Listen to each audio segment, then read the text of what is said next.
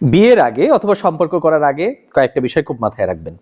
একদম ছোটখাটো বিষয় যা কেউ গুরুত্ব দেয় না, তা হচ্ছে পার্টনারের পছন্দ অপছন্দ, ভালো লাগা মন্দ লাগা।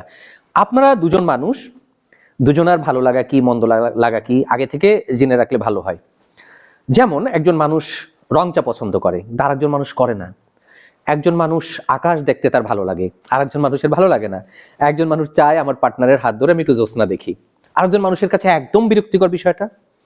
একজন মানুষের কাছে কবিতা খুব ভালো লাগে, আরেকজন মানুষের কাছে কবিতা একদম অপছন্দ। একজন মানুষের হবি হচ্ছে বই পড়া, আরেকজন মানুষ বই পড়তে পছন্দ করে না। একজন মানুষ গান শুনতে ভালো লাগে একজন মানুষের, আরেকজন মানুষ গান শুনতে পছন্দ করে না। আমি জাস্ট এমনি গানের উদাহরণ দিলাম, আপনারা যে যার মতো করে ধর্মের বিষয়টা এখানে যদি টানেন তাহলে ধর্মীয় গানের কথা ধরে নিয়েন। তো এরকম ছোটখাটো বিষয় যা মনে হয় গুরুত্ব দেওয়া একদম ঠিক না, কিন্তু এই বিষয়গুলোতে অনেক সময় সংসারের ভাঙন পর্যন্ত ধরে যায়। আমরা মানে দম্পতিদের কাউন্সিলিং বা কাপল কাউন্সিলিং এর ক্ষেত্রে এটা দেখেছি। তো আগে থেকে উভয়ের পারস্পরিক বোঝাপড়া, কি ভালো লাগে কি মন্দ লাগে, এই আবেগের জায়গাগুলো একটু দেখে নেবেন।